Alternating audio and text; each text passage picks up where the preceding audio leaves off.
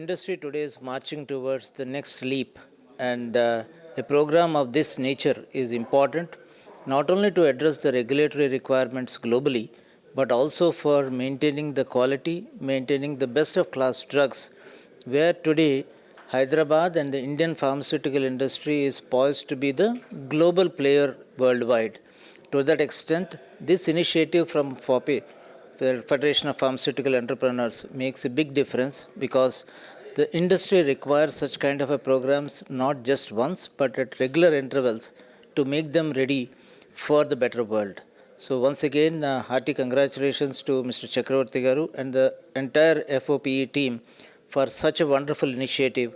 I am sure the industry will get benefited a lot and they will be facing the regulators with a much more stronger positioning by themselves. Thank you and have a great time.